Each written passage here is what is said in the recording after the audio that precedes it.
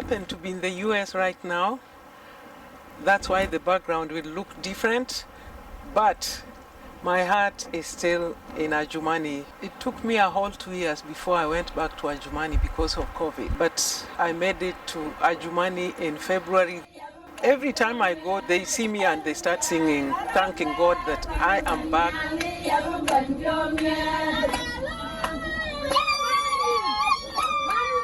But I tell them it's not me.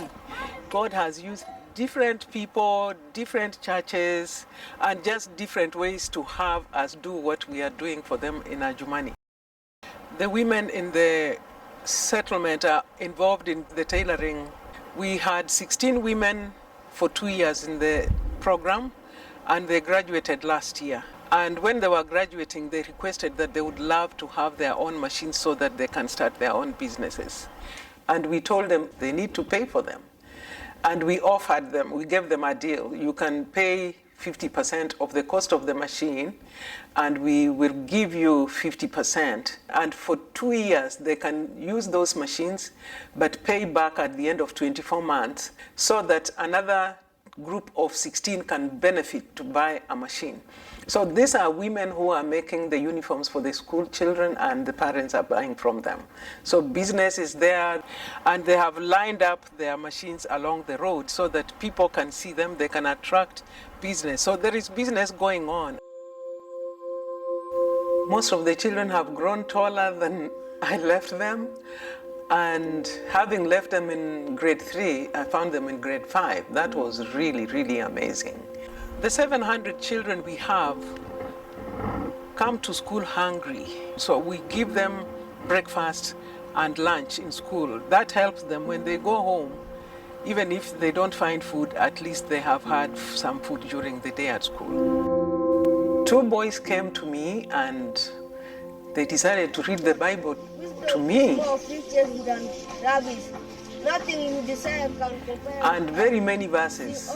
So one would read, when he got tired, the other one took over.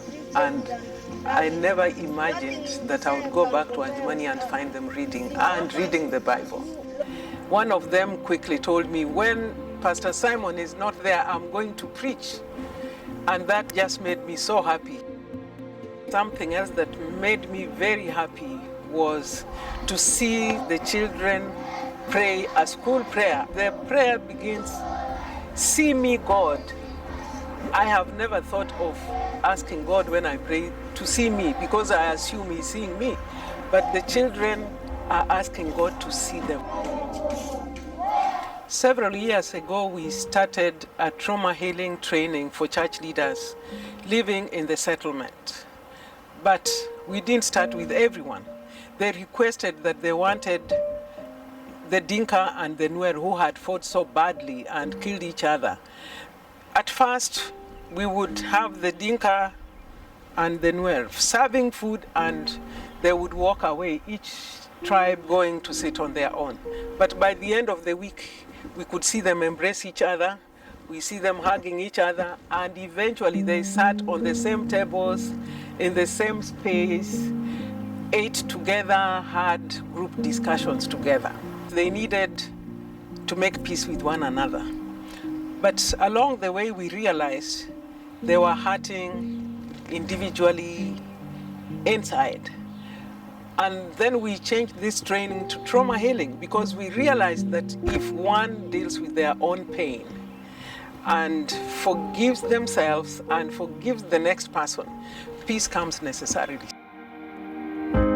We need to do a new fence, and then we also need lighting, and so the contractor has suggested that we put in solar lighting. Another need that has come up recently is the benefit for teachers and other staff members. We believe that we need to retain our staff, and for us to do that, those are some of the benefits we need to give them so that they know we are taking good care of them. Right now, we have only food to take us up to end of July. The rest of the year, we don't have money to buy food. All these things are coming after our budget was already done, so there are additional costs. I know you've given more in the past, but I'm requesting that you continue giving us even more. Let's not get tired walking this kingdom journey. Come along and walk with us. Thank you.